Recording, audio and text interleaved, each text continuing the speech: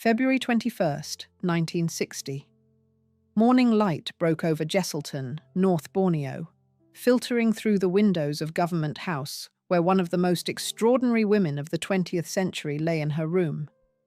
On her bedside table sat a bundle of letters, words written over 13 years by a man half a world away.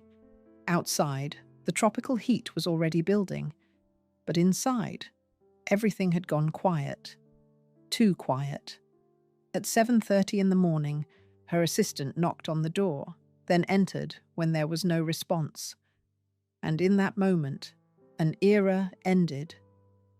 She was 58 years old, the last Viceroy of India, one of the richest heiresses Britain had ever known, a woman who had commanded relief efforts that saved countless lives during the horror of partition, who had dined with presidents and consoled refugees, who had loved with a passion that transcended continents and conventions. But here, in this distant outpost of what remained of the British Empire, she died alone, exhausted, her heart finally giving out after years of relentless work and impossible expectations. The question that haunted everyone who knew her wasn't why she died. It was why she had driven herself so hard, for so long, as if running towards something, or away from everything. The girl who had everything. November 28th, 1901. Edwina Cynthia. Annette Ashley entered the world at Broadlands, the sprawling Hampshire estate that spoke of centuries of privilege and power. Her father, Wilfred Ashley, was a Conservative Member of Parliament and former colonel in the Grenadier Guards. Her paternal line traced back through the reformist 7th Earl of Shaftesbury and beyond, to blood that included Prime Minister Lord Palmerston and, improbably, the Native American princess Pocahontas. But it was her maternal grandfather who would define the trajectory of her life. Sir Ernest Cassel was one of the richest men in Europe. Born in Cologne to a Jewish family, he had built a financial empire through banking and shrewd investments, becoming the private financier and close friend to King Edward VII. When Edwina was born, the king himself stood as her godfather, and she was named after him, a testament to the extraordinary access her grandfather commanded in the highest circles of British society. Cassel's fortune was measured in millions at a time when thousands lived on pounds per year. His London residence, Brook House on Park Lane, was a palace of marble and opulence, 24 bedrooms, 11 reception rooms, a 60-foot ballroom, 800 tons of Tuscan marble in the hall and staircase alone. For the first years of her life, Edwina moved between family residences, always in the care of nurses and governesses. Her mother, Maud Cassel Ashley, was frequently ill and had little understanding of how to parent. Her father was a distant figure, consumed by parliamentary business and sporting interests. The one constant was her grandfather, who doted on her in the ways wealthy men often do, providing everything except the daily presents that children actually need. Edwina poured her affection into animals: puppies, ponies, rabbits, kittens, a goat, and an Arab horse that Cassel gave her. She became an organized, conscientious student, fluent in German and French by age 10, with a particular fascination for geography. Maps captivated her. Talk of distant lands gripped her attention. Travel books consumed her imagination. Then came February 5th, 1911. Edwina was 9 years old when her mother died of tuberculosis at age 30. The loss of Maud left Edwina and her younger sister Mary without maternal guidance at the ages when they needed it most. Edwina responded with a maturity beyond her years, finding solace in those animals and in the routine of her studies. In 1914, her father remarried, Molly Forbes Sempill, and Edwina was promptly sent away to boarding school, first to the Links in Eastbourne, then to Alder House in Suffolk. She was miserable at both places, The other girls taunted her about her wealth, about her German Jewish heritage, about being different. She struggled with the strict routines and sparse wartime meals. One plaintive letter to her grandfather read, "Please take me away, dear Grandpa, if you love me at all." He did. Sir Ernest solved the problem by inviting her to live with him at Brooke House. By the time she was 19, Edwina had become his official hostess, presiding over the lavish dinner parties that filled those reception rooms with politicians, financiers, aristocrats, and artists. One contemporary observed that her conversation was clever and quick, often delivered in the form of questions, and that she possessed an enormous curiosity about life and the world. There was a determination to succeed that was visible in everything she did. By 1920, Edwina Ashley had become one of the most sought-after young women in London society. She was beautiful, accomplished, connected, and, everyone knew, destined to inherit one of the great fortunes of the age, the wedding of the century.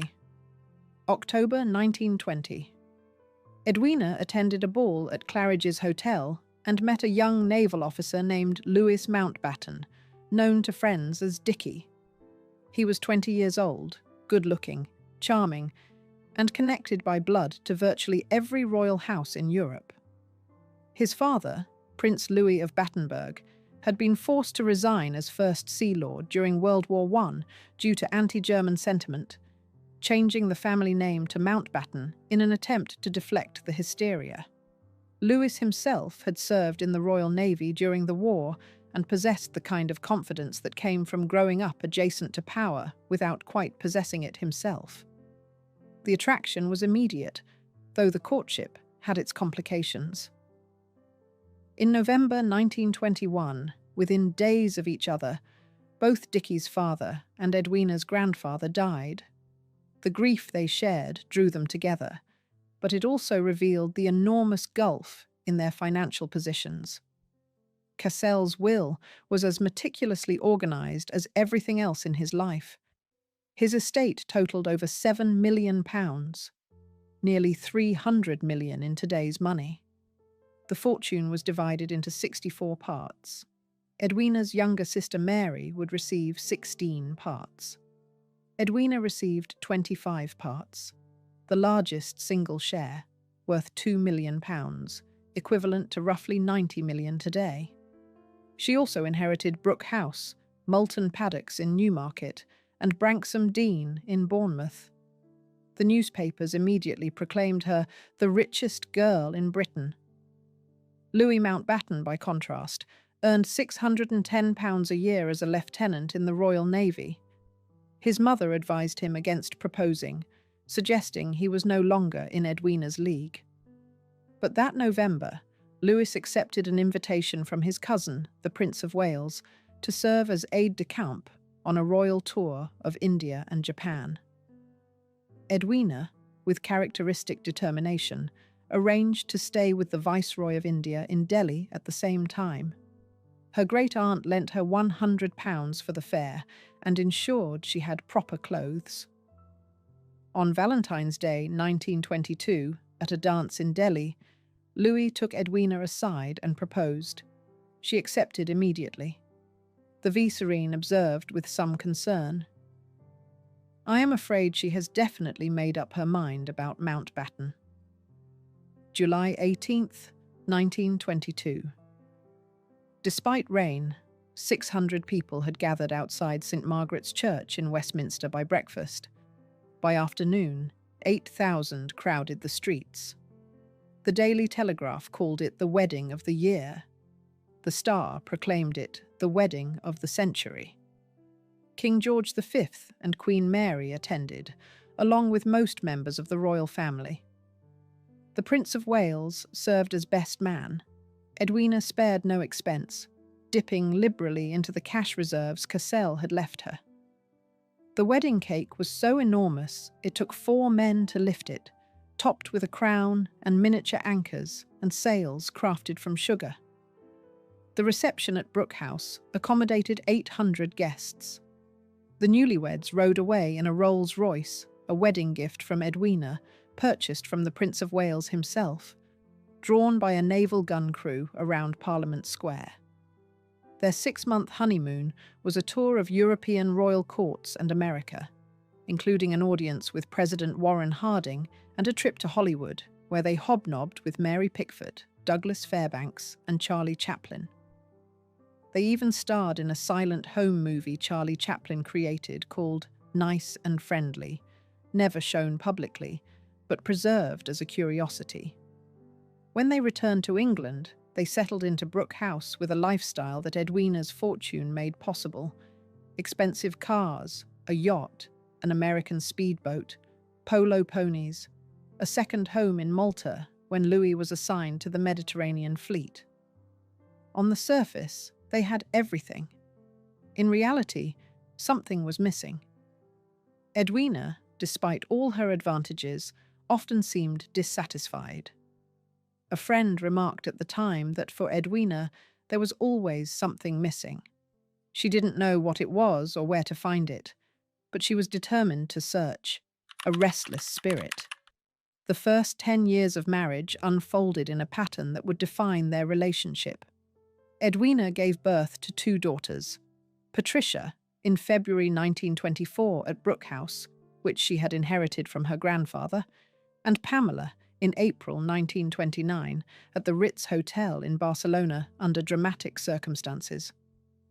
Louis was visiting Barcelona when Edwina drove herself there to meet him, only to go into premature labor with no doctor immediately available. Louis frantically called his cousin, Queen Victoria Eugenie of Spain, for help. Due to a bad telephone line, King Alfonso XIII thought the Mountbattens needed protection rather than medical assistance, and dispatched the military governor of Barcelona in full dress uniform with sentries who actually prevented a doctor from reaching them initially. Pamela arrived 5 weeks early, and Edwina suffered a hemorrhage that left Louis terrified he would lose both his wife and daughter. But even these moments of crisis and vulnerability didn't bring Edwina the fulfillment she sought. Motherhood didn't anchor her the way it transforms some women. The girls were primarily raised by nannies and governesses, much as Edwina herself had been. They lived in a world of privilege: Brooke House with its marble halls, Broadlands with its sprawling grounds, a villa in Malta when Louis was stationed with the Mediterranean fleet. But their mother was often absent. Her younger daughter Pamela would later write in her memoir, Daughter of Empire, that she rarely saw Edwina during childhood, that her mother was always traveling somewhere with her current companion, that parenting simply wasn't something Edwina knew how to do. How could she give what she had never received? Instead, she traveled with an almost desperate urgency. In 1928, she began an intense period of global exploration that took her to Mexico, Guatemala, Honduras, Jerusalem, Damascus, Baghdad, Tehran. These weren't leisurely tourist excursions. Edwina traveled rough, pushing herself through difficult and often dangerous territories. She visited archaeological digs at Persepolis, fascinated by ancient civilizations that had risen and fallen long before Britain built its empire. She trekked over the Andes, descended to the Chilean coast, slept in basic accommodations that shocked her companions, who were accustomed to luxury. She was searching for something, though she couldn't articulate what it was. That friend's observation haunted her. For Edwina, there was always something missing. She didn't know what it was or where it was, but she was determined to find it. These journeys were usually undertaken with a female friend, often her sister-in-law Nada, the Marchioness of Milford Haven, with whom she was extraordinarily close. The 2 women formed a bond that transcended the usual aristocratic friendships, seeking adventure in places where British ladies weren't supposed to venture. They travelled together through regions where political tensions made every day uncertain, where comfort was scarce and danger real. Perhaps in those extreme circumstances, stripped of the social conventions and expectations that defined their lives in London, they could finally be authentic. She also had affairs, many affairs. The list of Edwina's lovers over the years became something of legend in British society. Politicians, aristocrats, entertainers, even people whose names have been lost to history. Her promiscuity was not particularly hidden. She seemed almost to flaunt it, as if testing whether anything had the power to truly touch her, or if she would remain fundamentally alone, no matter how many people she brought into her bed. Louis became aware of her numerous lovers early in their marriage and made a pragmatic choice. He accepted them as the price of keeping her, maintaining the public facade of their partnership while allowing the private reality to be something entirely different. He even developed friendships with some of her paramours, making them, in a strange sense, part of an extended family that existed outside conventional definitions. Louis eventually took his own mistress, a French woman who would remain with him for years, and the couple settled into what could only be described as an arrangement that would have scandalized their grandparents' generation, but somehow worked for them. They loved each other, but not in the way marriage contracts presume. Theirs was a partnership based on ambition, social position, shared experiences, and a certain understanding that conventional fidelity would not be part of their bargain. They were, in many ways, ahead of their time in acknowledging that love and marriage could take forms that society refused to recognize as legitimate. The outbreak of World War II in September 1939 transformed Edwina's aimless energy into focused purpose. For the first time in her adult life, she found work that mattered in ways that wealth and social position never had. She devoted herself completely to the St. John Ambulance Brigade and the British Red Cross, organising relief efforts with the same determination she had once applied to planning elaborate parties and exotic trips. But now, the stakes were life and death, and Edwina discovered she possessed capabilities that years of privilege had left dormant. She visited bombed-out neighbourhoods in London during the Blitz, walking through rubble-strewn streets while air raid sirens wailed. She sat with families who had lost everything, offering not just material aid, but genuine human connection. She coordinated medical supplies, arranged for evacuation of children from dangerous areas, and somehow managed to cut through bureaucratic red tape that would have stopped less determined women. Her wealth gave her access to officials and resources, but it was her personal commitment, her willingness to show up day after day, to get her hands dirty, to treat refugees and aristocrats with the same dignity, that earned respect. Staff members who worked with her during these years spoke of her tireless energy. She would work 16-hour days, then appear the next morning looking composed and ready for more. She demonstrated a capacity for organization and leadership that surprised even those who knew her well. The society woman who had once been known mainly for her beauty and her scandalous affairs revealed herself to be someone capable of genuine service. In 1943, she was appointed Commander of the Order of the British Empire for her wartime efforts. In 1946, she became a Dame Commander of the Royal Victorian Order. The honours recognised what everyone around her had witnessed, a transformation from someone living for herself to someone living for others. It was as if she had been waiting her entire life for something worthy of the restlessness that had always driven her. The parties at Brooke House had been entertaining, but hollow. The travels had been exciting, but ultimately empty. The affairs had been passionate, but fleeting. The war gave her something different, work that couldn't be faked, where results mattered more than appearances, where people's survival depended on what she did rather than who she was. For someone who had spent decades searching for meaning, the war paradoxically provided clarity. And then India gave her something else, Something even more profound. The last vicereign, March 1947.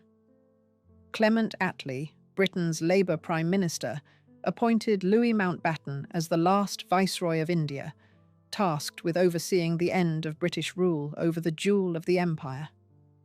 Louis, Edwina, and their daughter Pamela landed in Delhi on March 27th. The subcontinent was on the brink of catastrophe. Communal riots between Hindus and Muslims were tearing the country apart.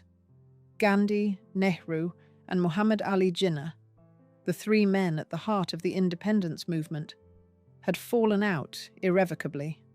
Partition seemed inevitable, though no one could predict the scale of the bloodshed it would unleash.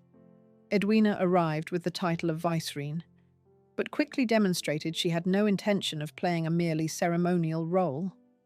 Almost immediately, she formed a connection with Jawaharlal Nehru, India's future first Prime Minister. He was 57, a widower since his wife Kamala's death from tuberculosis in 1936.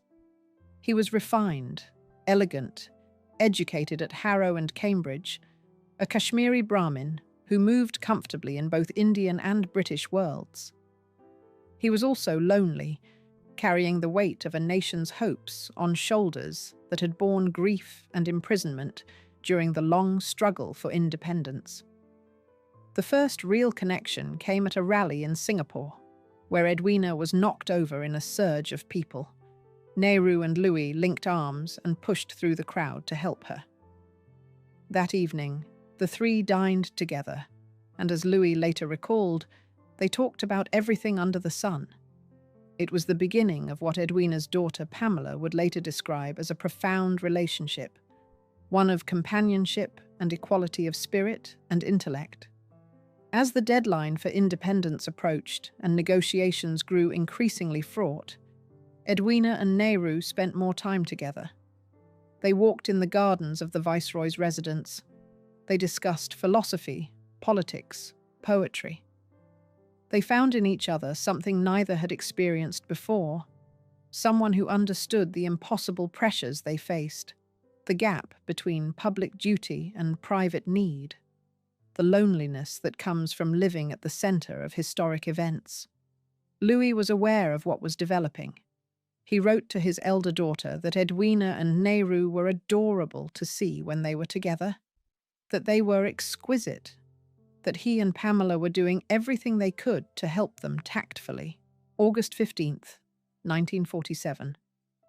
India achieved independence. The celebrations were overshadowed almost immediately by violence on a scale that defied comprehension. As India split into two nations, India and Pakistan, millions of people found themselves on the wrong side of the new borders. Hindus fled Pakistan. Muslims fled India. Trains arrived in Delhi carrying not passengers, but corpses. The streets ran with blood. Estimates of the dead ranged from 200,000 to 1 million or more. Edwina threw herself into relief work with an intensity that astonished everyone. She united 15 organizations under the banner of the United Council of Relief and Welfare. She visited refugee camps, hospitals, makeshift shelters. She picked up bodies during sniper fire and took them to infirmaries. Louis's aides became reluctant to accompany her because she would stop in the midst of danger to help the dying. Nehru watched her work and spoke of her healing touch. Their bond deepened, not despite the horror surrounding them, but because of it. They were united by grief, by the shared burden of trying to ease suffering they knew they could never fully address. Louis served as Governor-General of India until June 1948. Then the Mountbattens returned to England. The parting from Nehru was wrenching. Edwina wanted to leave him an emerald ring as a keepsake, but knowing he would never accept such a personal gift, she gave it to his daughter Indira Gandhi instead. Nehru's farewell speech, delivered at a public event, barely concealed his emotion. He spoke of how Edwina had brought solace and hope wherever she went, how the people of India loved her as one of themselves, how they grieved that she was leaving. The physical distance between England and India did nothing to diminish what they shared. Nehru wrote to Edwina constantly, letters that continued until her death 12 years later. Whenever he visited Britain, he stayed at the Mountbatten home at Broadlands, spending quiet hours walking the grounds with Edwina while Louis occupied himself with genealogical research. They made no effort to hide their connection. Edwina's daughter Pamela later confirmed that her mother and Nehru loved each other, though she insisted the relationship was not physical. Historians remain divided on that question, but whether consummated or not, the love was real and profound, and shaped the remainder of Edwina's life. The Hollow Crown. After India, Edwina returned to a Britain that was adjusting to its diminished place in the world. The empire was crumbling. Austerity defined daily life. The vast wealth that Edwina had inherited was being eroded by punitive taxation. The highest rate reached 97.5%. In 1949, the Mountbattens sought parliamentary approval for a private member's bill to amend the terms of Edwina's trust fund, arguing that their public duties were draining their private wealth faster than they could sustain. But money wasn't really the issue. Edwina had found purpose in India that nothing in England could match. She continued her work with the St. John Ambulance Brigade, serving as Superintendent-in-Chief. She became president of the Save the Children Fund. She travelled constantly, undertaking inspection tours and relief missions across what remained of the British world. She went to Cyprus, Karachi, Delhi, Malaya, Singapore, always moving, always working, driving herself with an intensity that worried those close to her. Her daughters, now grown, watched with concern. Patricia had married John Knatchbull, 7th Baron Brabourne, in 1946. Pamela married interior designer David Hicks on January 13, 1960, just 5 weeks before her mother's death. Edwina had been there for the wedding at Romsey Abbey, smiling and elegant as always, giving no sign of how exhausted she truly was. Louis, now Earl Mountbatten of Burma, pursued his own career in the Royal Navy, rising to positions of increasing importance. Their marriage remained what it had always been, a partnership of convenience and genuine affection, but not a conventional union. They lived largely separate lives, coming together for public occasions and family events, each pursuing their own passions and relationships. But for Edwina, nothing could replace what she had experienced in India.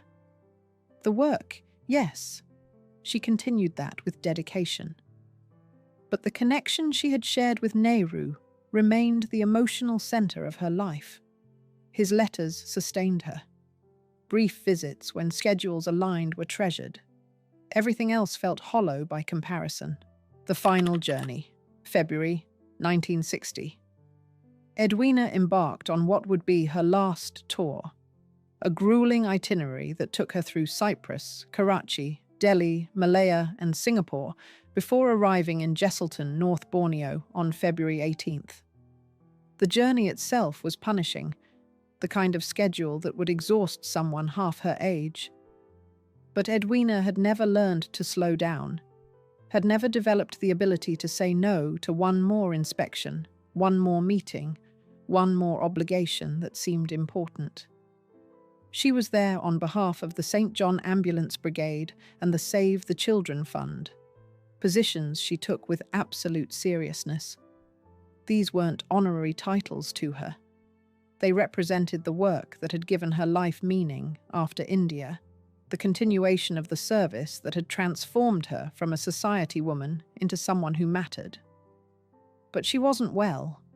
Friends who saw her during the tour noticed immediately that something was wrong. She looked exhausted in a way that went beyond simple fatigue. Her face was drawn. Her movements lacked their usual energy. She seemed to be pushing herself beyond what her body could sustain. Those who knew her well had been worried for months. The pace she maintained was unsustainable. She travelled constantly, rarely spending more than a few days in one place before moving on to the next obligation. Her schedule was packed from morning until night, with inspections, receptions, meetings, ceremonies. She gave speeches, reviewed troops, visited hospitals, toured facilities. Every moment was accounted for, every interaction planned. There was no room for rest, no space for recovery. In Delhi, she had spent time with Nehru. It was always the highlight of any Indian visit, those precious hours when they could walk and talk without the pressure of official duties. But even those moments couldn't fully restore her. She was running on fumes, sustained by willpower and a sense of duty that refused to acknowledge the limits of human endurance. The stop in Jesselton was meant to be brief, just 2 days of engagements before moving on. She stayed at Government House as the guest of Robert Noel Turner, the acting governor. He and his wife did their best to make her comfortable, but they too noticed how worn she appeared. Her schedule, as always, was packed. Inspections of St. John ambulance facilities, meetings with local officials, a reception where she was expected to meet dozens of people and make small talk while standing for hours. For 2 days, she fulfilled every engagement with her customary dedication.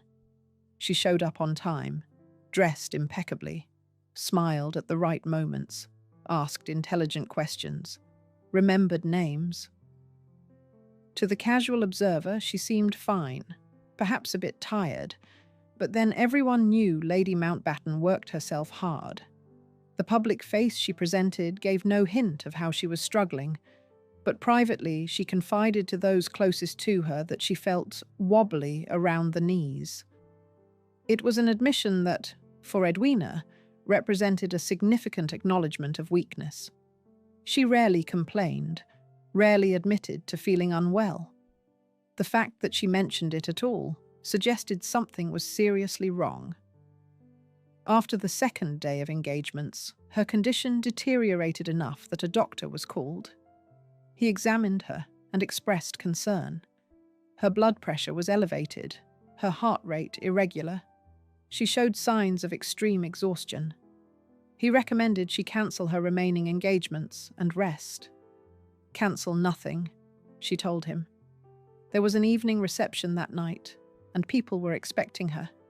She would not disappoint them.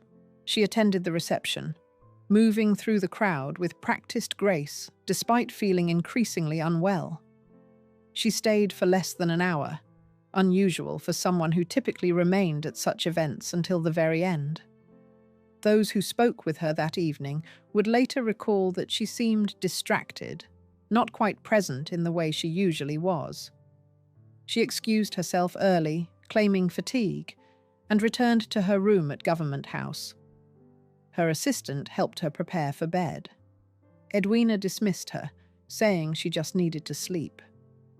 The assistant lingered, concerned, but Edwina insisted she was fine and wanted to be alone. On her bedside table, as always, were Nehru's letters.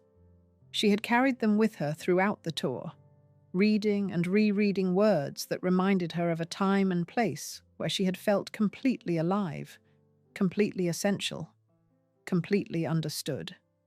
The night passed. The tropical darkness gave way to the pale light of dawn. The sounds of birds and insects announced another day. In Government House, the staff began their morning routines. At 7:30 a.m., Edwina's assistant knocked on her door to wake her for the day's scheduled activities. There was no response.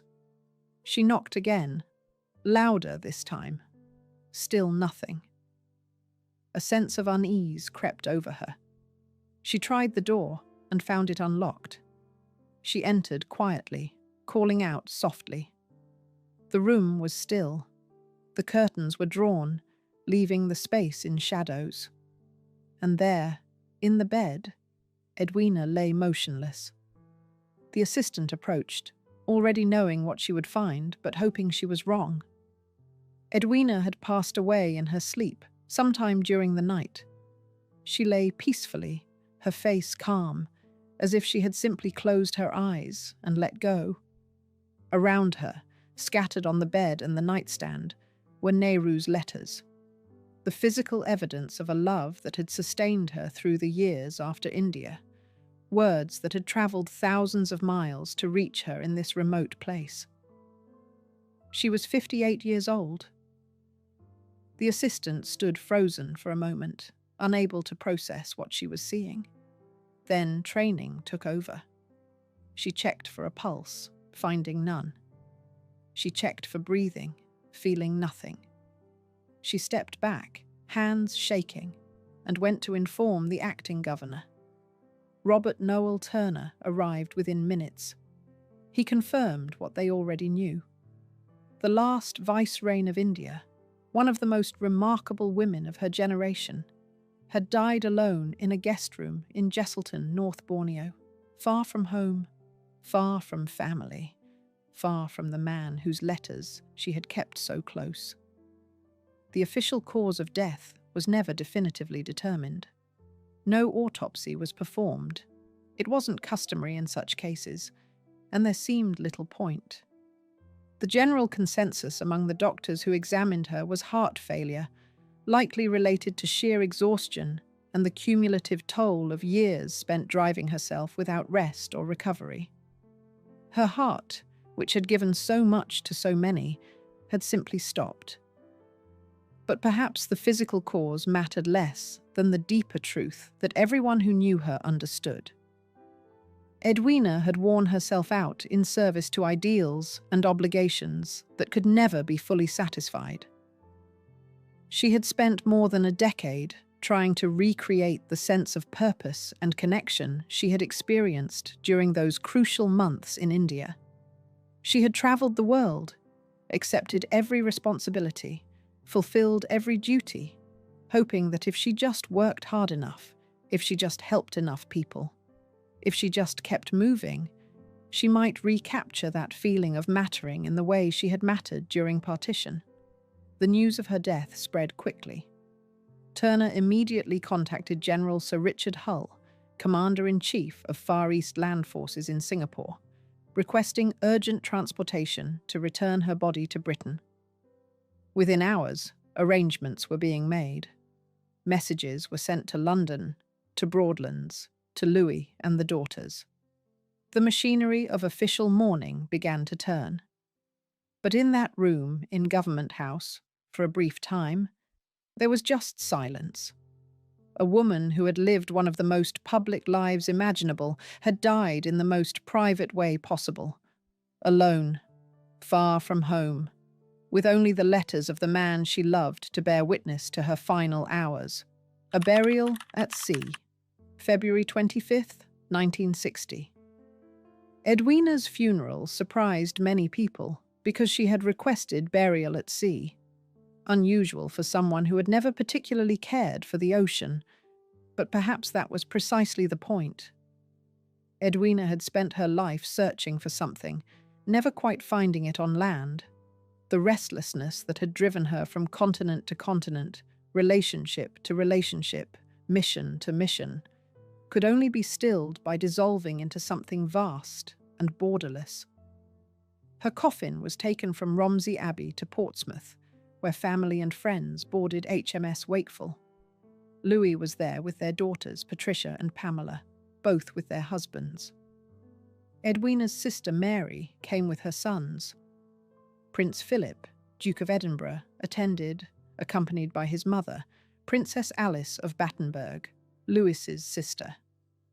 Edwina's cousin Marjorie, Countess of Brecknock, came with her son. It was a gathering of the elite, the titled, the powerful. But absent was the one person who perhaps understood Edwina best. Jawaharlal Nehru, Prime Minister of India, had learned of her death on the afternoon of February 21st. That evening, he attended a dinner at Hyderabad House, honouring historian Arnold Toynbee. According to Walter Crocker, the Australian diplomat who was present, Nehru showed no outward sign of the grief he must have felt. He engaged Toynbee in conversation as an intellectual equal, fulfilling his duties as Prime Minister, even as his dearest friend had just passed away. It was, Crocker noted, an extraordinary display of self-control. But Nehru did not attend the funeral personally. Instead, he dispatched the Indian Navy frigate YNS Trishul, which had been stationed in Portsmouth for repairs, to escort HMS Wakeful on its solemn journey. And he sent C.K. Krishna Menon, India's Minister for Defence, with instructions to cast a wreath of marigolds into the sea on his behalf. At 2:28 p.m., after a brief service led by Geoffrey Fisher, Archbishop of Canterbury, a Royal Marine bugler sounded the last post and reveille. Edwina's coffin was lowered into the water at coordinates 50 degrees 36 minutes north, 0 degrees 57 minutes west, just off the Portsmouth coast. Louis kissed his wreath, full of white flowers, and cast it into the sea. Then Menon, representing Nehru and India, scattered the marigolds. The Indian frigate maintained its position as HMS Wakeful steamed away. The yellow petals floated on the grey water, a final gesture from a man who had loved Edwina in ways that transcended the labels society insisted on attaching to human connection. The woman who couldn't rest. Looking back across the decades, Edwina Mountbatten's life reads like a map of the 20th century's contradictions. Born into aristocracy and extraordinary wealth at the height of the British Empire, she lived to see that empire dismantled and her own fortune eroded by taxation. She married one of the most eligible men in Britain in the wedding of the century, yet found the deepest connection of her life with the man who led India to independence from British rule. She was the mother of 2 daughters, but never learned how to actually be present for them. She was beautiful, accomplished, connected to royalty, and fundamentally lonely. The question her friends asked then, and historians ask now, is why she drove herself so relentlessly in those final years. Why accept one grueling tour after another? Why refuse to slow down even when her body was clearly failing? Some suggested she was running from the emptiness that came when the extraordinary purpose she had found in India couldn't be replicated anywhere else. Others believed she was running toward something, trying to recapture that sense of mattering, of being essential, that she had experienced during partition when every moment counted and every action saved lives. Perhaps the truth is simpler and sadder. Edwina spent her entire life searching for something she could never name. As a child, she found it in her grandfather's attention. As a young woman, she sought it in travel and adventure and the company of interesting people. During the war, she discovered it in service. In India, she experienced it fully, the combination of meaningful work, profound connection, and historic significance. But that moment couldn't last. Independence came, the Mountbattens returned to England, and Edwina was left trying to find purpose in a world that no longer needed what she had to offer in quite the same way. The letters from Nehru sustained her. They were evidence that what she had experienced was real, that the connection they shared transcended distance and duty and the impossibility of ever being together in the way they might have wished. She kept them close, reading and rereading words that reminded her of who she had been during those months in Delhi when history was being made, and she was part of making it. When she died in Jesselton, surrounded by those letters, it was almost as if she had finally stopped running. The restlessness that had defined her life since childhood gave way at last. Her wish to be buried at sea, to dissolve into something vast and endless, was perhaps the most honest expression she ever made about what she had been seeking all along. Not a place to belong, but permission to let go. Queen Elizabeth. The Queen Mother, upon learning of Edwina's death, reportedly observed, Dear Edwina, she always liked to make a splash. It was meant affectionately, a reference to the dramatic nature of her life and the unconventional choice of a burial at sea. But there's something poignant about the phrase. Because Edwina did make a splash, she lived loudly, loved boldly, worked tirelessly.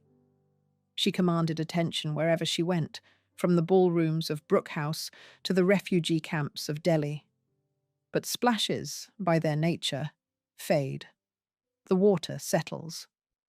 And what remains is memory, fragments of an extraordinary life that ended too soon in a place far from home, with the evidence of a great love close by, but the man himself, an ocean and a continent away, fulfilling his duties just as she had fulfilled hers, right up until her heart stopped beating in the tropical heat of a February morning in Borneo.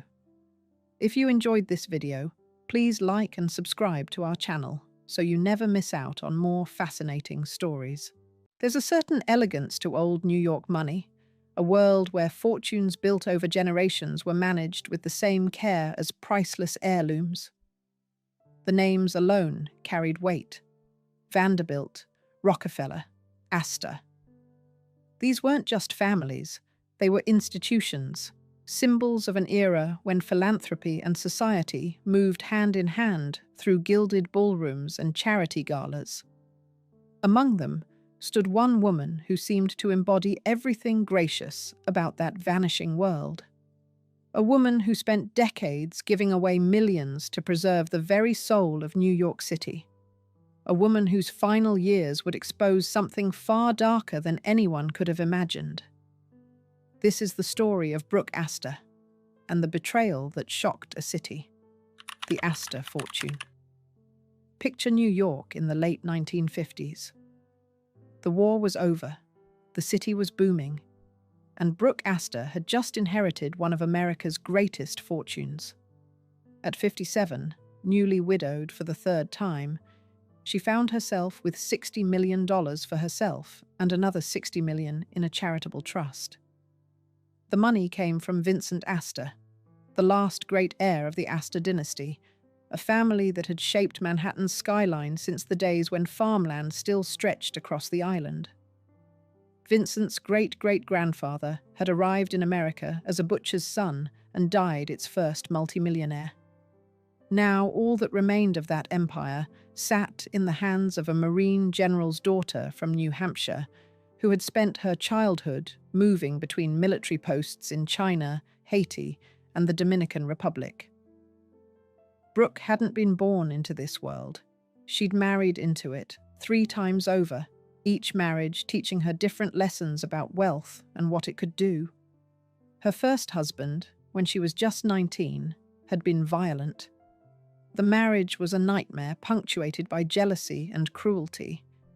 When she was 6 months pregnant, he broke her jaw during a fight. She'd escaped that marriage with her infant son and her dignity barely intact.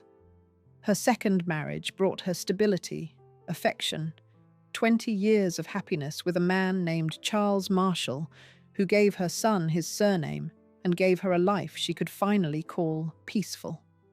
When Charles died suddenly of a heart attack in 1952, Brooke had been devastated. Then came Vincent. Tall, difficult, notoriously antisocial, and impossibly rich. They met at a dinner party just months after Charles's death. Within weeks, Vincent had proposed. The marriage was complicated. Vincent Astor was not an easy man to live with.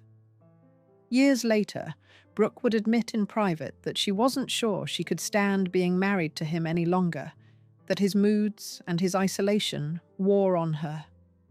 But Vincent saw something in Brooke, something that would outlive him and change the city forever. When he died in 1959, just 6 years into their marriage, he left her in charge of the Vincent Astor Foundation with instructions that the money should be used for the alleviation of human misery. New York's First Lady. Brooke took those words and created a legacy. For nearly 40 years, she transformed New York philanthropy. She didn't just write checks from behind a desk. She visited every single place she donated to, walking through homeless shelters in her Chanel suits, touring public housing projects, sitting in park playgrounds to see if the benches were comfortable enough. She gave money to the Metropolitan Museum of Art and the New York Public Library, but she also gave to tiny community gardens in the Bronx, to veterinary funds for seniors who couldn't afford to care for their aging pets, to outdoor living rooms in housing projects where children needed safe places to play. She understood something that few people of her class ever grasped. Money was only valuable if it moved, if it did something, if it changed lives. She had a saying she loved to repeat, borrowed from a Thornton Wilder play. Money is like manure. It's not worth a thing unless it's spread around. By the 1970s, Brooke Astor had become New York's unofficial First Lady. She appeared at every important event, knew every important person, and deployed her millions with a combination of practical wisdom and genuine warmth that made her beloved across every level of society. Presidents honored her. Artists painted her. The city's cultural institutions practically ran on her generosity. In 1998, at 96 years old, she received the Presidential Medal of Freedom, the nation's highest civilian honor. $200 million. That's how much she gave away over her lifetime, most of it to New York, the city where the Astor fortune had been made. The only child. But there was something else happening in Brooke's life, something that had been there from the beginning, but only grew more complicated with time. Her son. Anthony Marshall, born Anthony Coosa before taking his stepfather's name, had lived a life that looked impressive on paper. He'd been a decorated Marine, wounded at Iwo Jima during World War II. He'd worked for the CIA, been posted to Istanbul and Africa. He'd served as an ambassador to Kenya, Madagascar, and Trinidad and Tobago. He'd written books about African art and American zoos. Later, he became a Broadway producer, bringing Tony Award-winning plays to the stage. On the surface, it was a distinguished career, but beneath it ran a current of disappointment and need. Anthony had been sent away to boarding schools as a child, barely seeing his mother for years at a time. His stepfather Charles, whom he'd loved enough to take his name, had nevertheless kept him at arm's length. Then his mother remarried Vincent Astor, and suddenly she was one of the most prominent women in America, while Anthony remained perpetually in her shadow. He married 3 times. The divorces were expensive. The theatrical productions needed constant funding. And then there was Charlene. Charlene Gilbert had been the wife of Anthony's mother's minister at the Astor family church near their main estate. When Charlene left her husband and married Anthony in 1992, it caused a scandal in the small coastal town. But Anthony, by then in his late 60s, seemed happy. Charlene was younger, attractive, socially ambitious. And as Brooke aged into her 90s, Charlene's influence over Anthony grew. In the 1970s, Brooke had given her son power of attorney to manage her financial affairs. It was a practical decision. She trusted him. He was her only child. For years, the arrangement worked smoothly. Anthony earned a salary for managing his mother's money, and Brooke's estate continued to grow even as she gave millions away. But something shifted as Brooke entered her hundreds. In 2002, at 100 years old, Brooke Astor was diagnosed with Alzheimer's disease. The woman who had once commanded rooms full of New York's elite with her wit and charm began to fade. And that's when the trouble started, the warning signs. The signs were small at first, so small that most people didn't notice. But Philip Marshall noticed. Philip was one of Anthony's twin sons from his first marriage, a historic preservation professor who had always been close to his grandmother. During visits to her Park Avenue apartment, he began to see things that disturbed him. His grandmother, who had always been meticulously dressed, was wearing the same torn nightgowns repeatedly. Staff members, long-time employees who had been with Brooke for decades, were being dismissed without explanation. Her beloved country house in Westchester, Holly Hill, where she'd told everyone she wanted to spend her final days, had been closed down. Most alarmingly, he noticed that his grandmother seemed different around his father and Charlene. Quieter, more uncertain, almost afraid. But it wasn't just the emotional changes. There were financial anomalies too. In 2002, one of Brooke's most prized possessions disappeared. The painting was called Flags, Fifth Avenue, a Childe Hassam masterpiece that Brooke had promised to the Metropolitan Museum of Art. She'd loved that painting, had looked at it every day from her favorite chair. One day, Philip visited and noticed it was gone. When he asked about it, his father told him it had been sold. Brooke needed the money, Anthony explained. But that didn't make sense. Brooke's estate was worth nearly $200 million. Why would she need to sell her favorite painting? Philip started asking more questions, quiet inquiries at first. He spoke to his grandmother's staff, the people who saw her every day. What they told him was disturbing. Brooke's bedroom at her apartment was kept so cold in winter that she'd started sleeping on the sofa in the television room because it was warmer.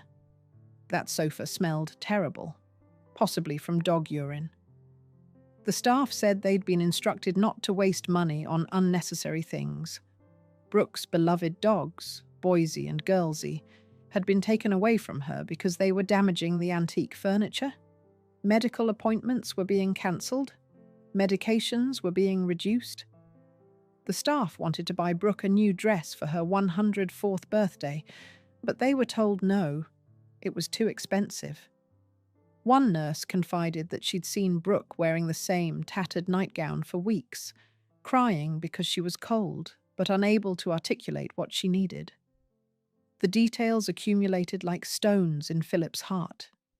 His grandmother, who had given hundreds of millions of dollars away, who had funded museums and libraries, who had paid for countless children's educations, was now being denied basic comforts. The staff were devoted to her.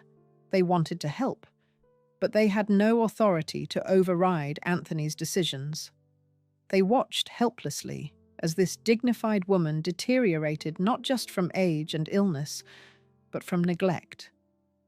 The woman who had given away $200 million was sleeping in torn nightgowns on a stained couch.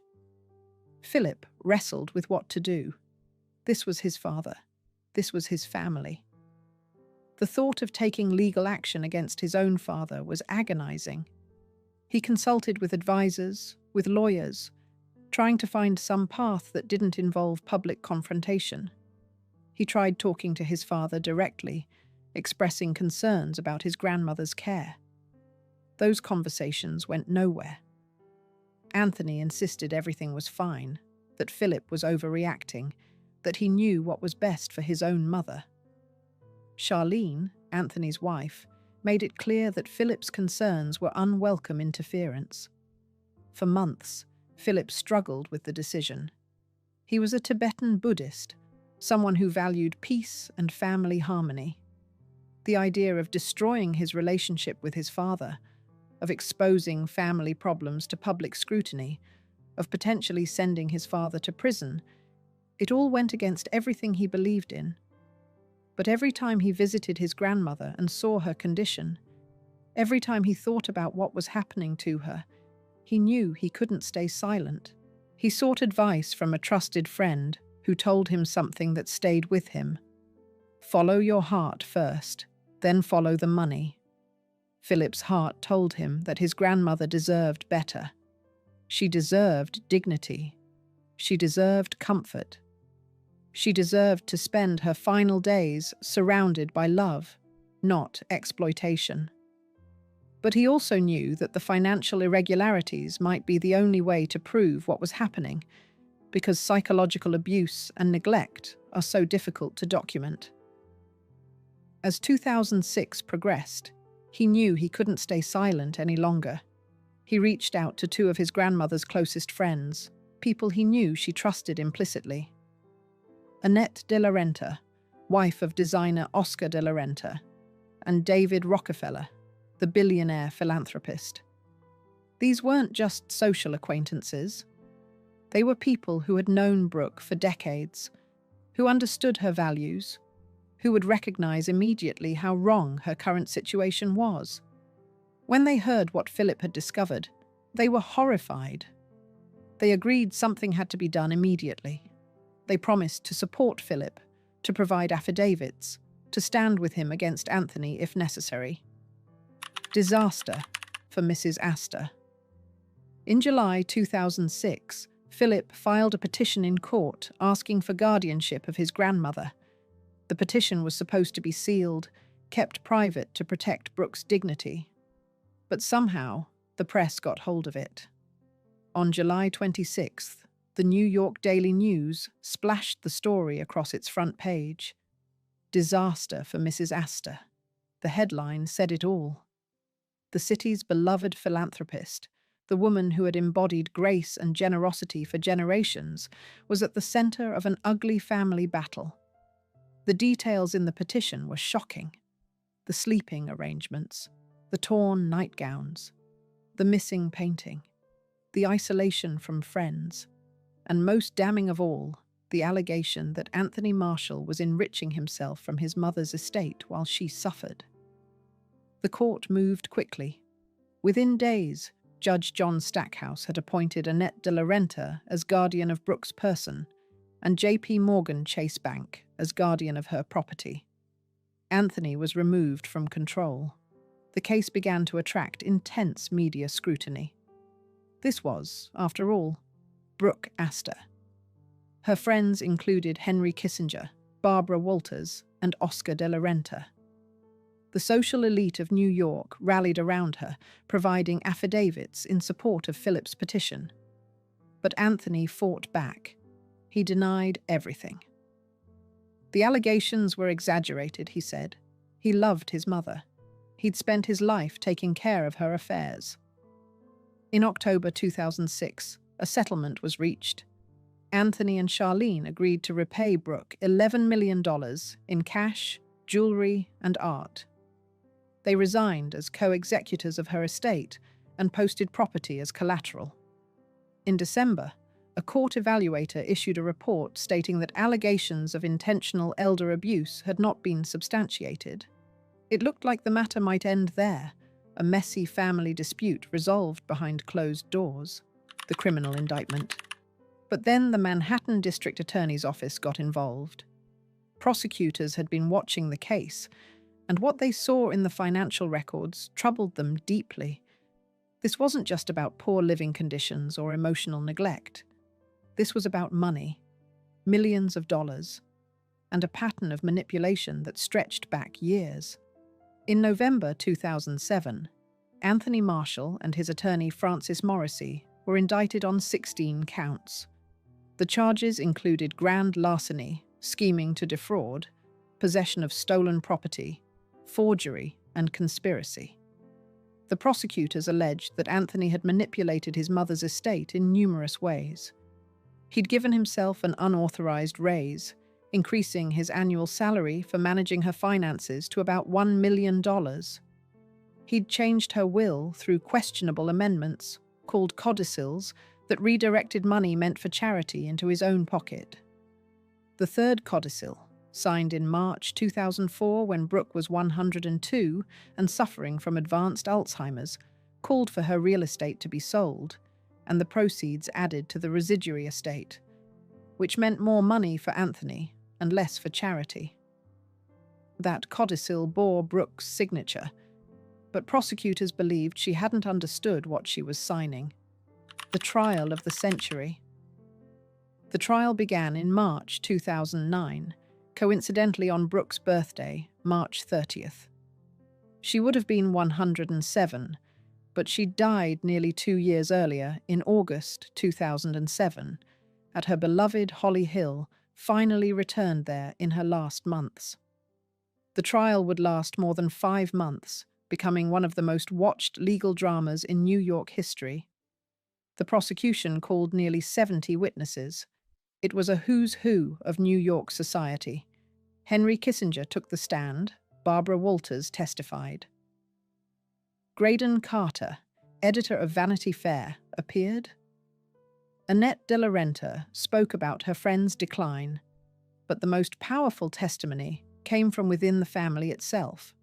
Philip Marshall, Anthony's own son, testified for the prosecution. So did Philip's twin brother Alec. They described visiting their grandmother in her final years and barely recognizing her. She didn't know who they were. She would ask the same questions over and over. She seemed lost in her own home. The defense argued that Anthony had the legal authority to manage his mother's affairs as he saw fit. They claimed Brooke had been lucid when she signed the codicils, that she'd acted out of love for her son. They suggested that Philip's guardianship petition had been motivated by his own desire to control Brooke's estate.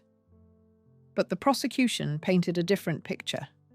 They described Anthony as a man who had spent years positioning himself to maximize his inheritance, who had isolated his mother from her friends, who had treated her estate as his personal bank account.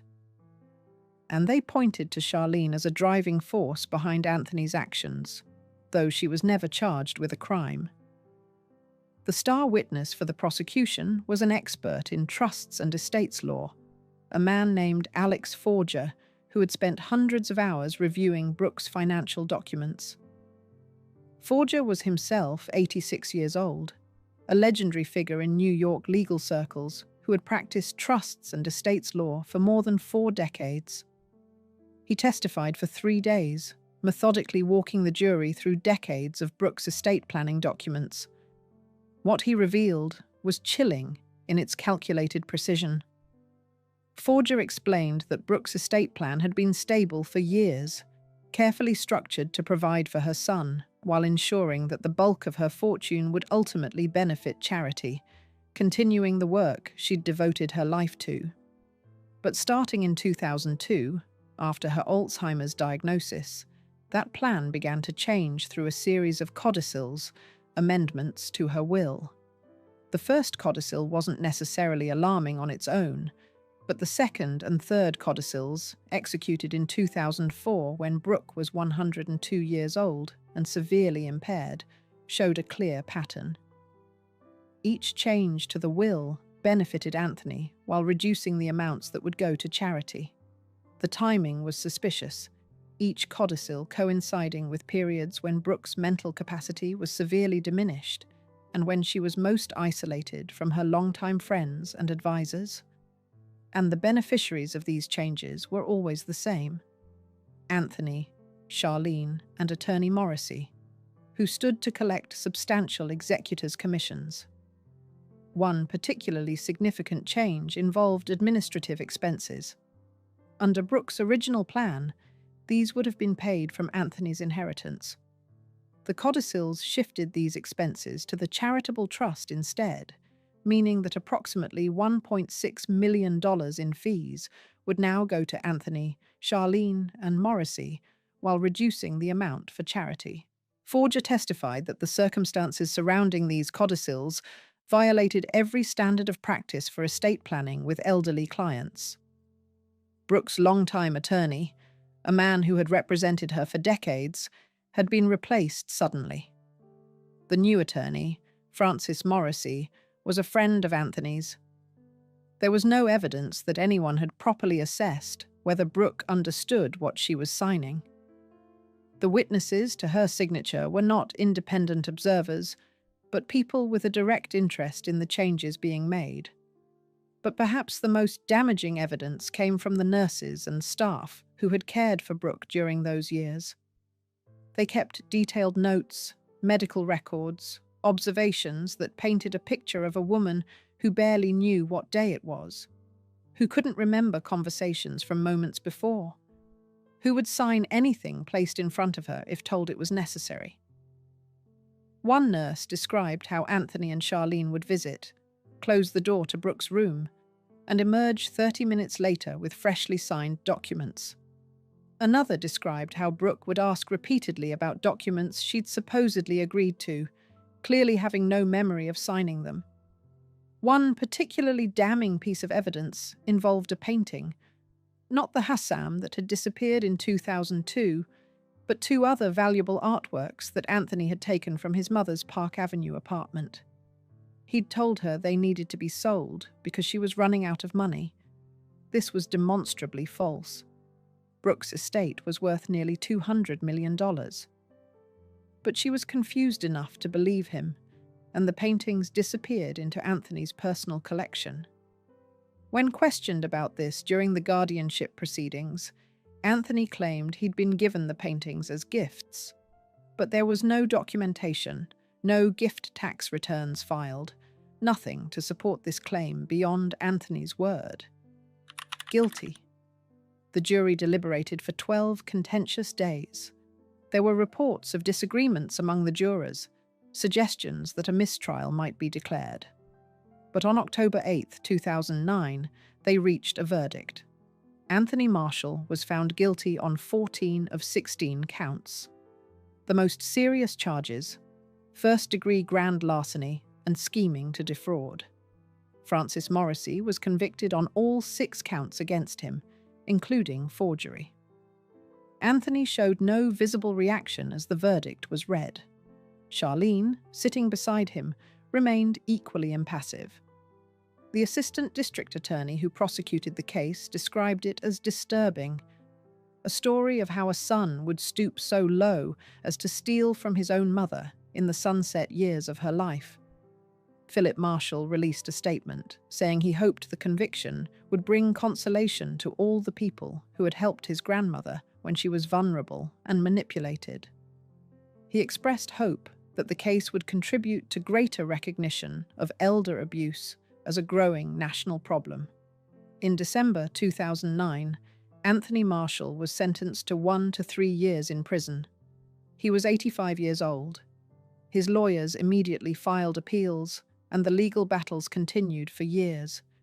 Anthony remained free on bail, living at his main estate, the same property that had once belonged to Brooke.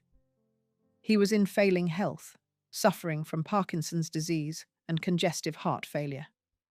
Finally, in June 2013, nearly 4 years after his conviction, he reported to prison. He was 89 years old. He served 8 weeks. That's all. After just 2 months, Anthony was granted medical parole because his health had deteriorated so severely. He could no longer walk, stand, or dress himself without assistance. He returned to Maine, to the house his mother had loved, and lived there with Charlene until his death in November 2014. He was 90 years old, a lasting legacy. The financial settlement of Brooke's estate took years to finalize. Anthony ultimately inherited about $15 million, half of what he would have received if not for the conviction. The rest went to charity, as Brooke had always intended. The Vincent Astor Foundation had been dissolved years earlier, but Brooke's personal fortune created new funds, including $30 million for New York City education. Her jewelry and art were auctioned at Sotheby's, raising millions more for charitable causes. But the real legacy of the Brooke Astor case wasn't measured in dollars. Philip Marshall, the grandson who had risked everything to protect his grandmother, dedicated the rest of his career to fighting elder abuse. He left his position as a tenured professor to found an organization called Beyond Brooke, focused on elder justice and raising awareness about financial exploitation of seniors. He spoke before Senate committees, worked with law enforcement, and helped change laws to protect vulnerable elderly people. He insisted that his grandmother's greatest contribution wasn't the $200 million she gave away during her life. It was what her suffering revealed about an epidemic that touches millions of American families. The statistics are staggering. Up to 2 million Americans aged 65 and older are victims of abuse or neglect by their caregivers each year. 60% of those cases involve family members.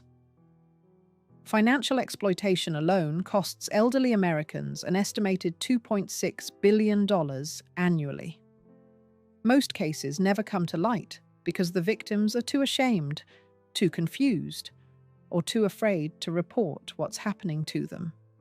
Brooke Astor's case changed that conversation. If it could happen to one of the richest, most prominent women in America, surrounded by powerful friends and protected by every privilege wealth could provide, then it could happen to anyone. The trial brought elder abuse into the national spotlight in a way nothing else had. It showed that abuse isn't always obvious physical violence. Sometimes it's isolation, sometimes it's manipulation, sometimes it's the slow, steady theft of dignity along with dollars. The people who had known Brooke in her prime, who had watched her sweep through charity events in her designer gowns, who had seen her crouch down to talk to children in housing projects, who had witnessed her genuine delight in helping others, they were the ones most heartbroken by the revelations. They remembered a woman of extraordinary vitality, still active and engaged well into her 90s. They remembered how she'd closed the Vincent Astor Foundation in 1997 at 95. Not because she wanted to stop giving, but because she wanted to see the money deployed while she could still oversee it. They remembered her motto, that money should be spread around like manure to help things grow. And then they had to reconcile that memory with the images of her final years, sleeping on a soiled couch, wearing torn nightgowns, confused and frightened, signing documents she didn't understand, separated from the dogs she loved, from the home she cherished, from the friends who would have helped her if only they'd known sooner. I had a wonderful life. When Brooke died on August 13th, 2007, she was back at Holly Hill, the place she'd wanted to be all along. She was surrounded by family, nurses, and her dog, Girlsy. It was a peaceful death, mercifully, after years of turmoil. Her funeral was held at St. Thomas Church in Manhattan. Henry Kissinger attended. Oscar de la Renta was there. Whoopi Goldberg came. Michael Bloomberg, the mayor, delivered a eulogy calling her a quintessential New Yorker and one of the great philanthropists of our time. The service was elegant, fitting for a woman who had embodied elegance her entire life. She was buried at Sleepy Hollow Cemetery in Westchester, next to Vincent, the husband who had given her the fortune that became her life's work. The epitaph on her gravestone was one she had chosen herself, probably years before everything fell apart. I had a wonderful life. Did she? That's the question that haunts everyone who knows this story. For 90 years, maybe more, she did have a wonderful life. She survived a terrible first marriage. She found love with Charles Marshall. She married into one of America's greatest fortunes and used it to transform a city. She was beloved. She was honored. She made a difference in millions of lives. But those final years cast a shadow over everything that came before. The betrayal wasn't just financial. It was personal. It was intimate. It was her own son, the child she'd protected from an abusive father, the child she'd supported through every endeavor, who ultimately decided that his comfort, his wife's demands, his theatrical productions, his properties, and his lifestyle were more important than his mother's dignity. The Brooke Astor case became a landmark, not just for what it revealed about one family, but for what it revealed about society. We live in a culture that worships youth and often discards the elderly. We put enormous trust in family members to care for aging parents without adequate oversight or support. We make it easy for people with power of attorney to abuse that power. We fail to recognize the signs of exploitation until it's too late. Charlene Marshall, the wife many believed had encouraged Anthony's actions, died in August 2024 at 79. She never spoke publicly about the trial or the conviction. Anthony had died nearly a decade before her, taking whatever explanations or justifications he might have offered to his grave. He'd left behind a memoir, written but never published during his lifetime, reportedly offering his version of events. But Philip Marshall chose not to release it, believing that his father had already had his day in court. The divisions in the family never healed. Philip and his brother Alec never reconciled with their father after the trial. The price of protecting their grandmother was the permanent loss of their father. It was a choice Philip has said he would make again, but it wasn't a choice without tremendous pain. This was his family. These were the people who should have loved each other, who should have cared for each other. Instead, they ended up in criminal court, their most intimate betrayals dissected for public consumption. Brooke Astor gave New York so much. Libraries and museums, parks and gardens, homeless shelters and animal clinics. She gave money, yes, but she also gave time and attention and genuine care. She showed up, she visited, she listened. She understood that philanthropy without humanity was just accounting. And in return, what should have been a graceful sunset surrounded by gratitude became a tabloid spectacle of greed and betrayal. But perhaps there's something redemptive in how the story has unfolded since her death. The Elder Justice Act, which had languished in Congress since 2002, gained new momentum after Anthony Marshall's conviction and finally became law as part of healthcare reform. Funding for adult protective services increased. Training programs for recognizing elder abuse expanded. Banks and financial institutions developed new protocols for identifying suspicious transactions. Philip Marshall's organization has educated thousands of people about warning signs and prevention strategies. Brooke didn't choose to become the face of elder abuse in America. She probably would have been horrified by the publicity, the headlines, the exposure of her family's dysfunction. She was, by all accounts, an intensely private person who valued discretion and dignity above almost everything. But her suffering, and the public revelation of that suffering, may ultimately save other elderly people from similar fates. If that's true, then perhaps it is a kind of legacy, different from the one she planned but meaningful nonetheless. The scandal that rocked old New York wasn't just about money, though tens of millions of dollars were certainly at stake. It was about trust. It was about the sacred obligation between parent and child. It was about what happens when that obligation is betrayed. It was about a woman who spent her life spreading her fortune around like manure, helping things grow, only to have her own son treat her final years as an opportunity for harvest. Every gift she gave, every library she saved, every park she built, every scholarship she funded, stands as a testament to what she chose to do with the privilege she'd been given. And every revelation from her trial stands as a warning about what can happen when vulnerability meets greed. Even in the most respected families, even in the most privileged circles, even in old New York where everyone knows everyone and appearances are supposed to matter. Brooke Astor's story is a New York story, but it's also an American story, and increasingly, a universal one. As populations age and wealth transfers from one generation to the next, the opportunities for exploitation grow. The Astor name opened doors in Manhattan for more than a century, but it couldn't protect Brooke from the person closest to her.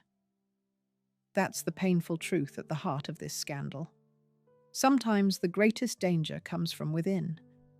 The photograph that Philip Marshall kept on his computer, the one he took in July 2007, shows his grandmother in a wheelchair on the lawn at Holly Hill. It's a summer day. She's surrounded by family, by nurses, by her dog Girlsy. She's back at the place she loved. She's safe. She would die peacefully a few weeks later, in the home she'd always wanted to die in, finally protected from the betrayal that had defined her final years. That photograph represents what Philip fought for.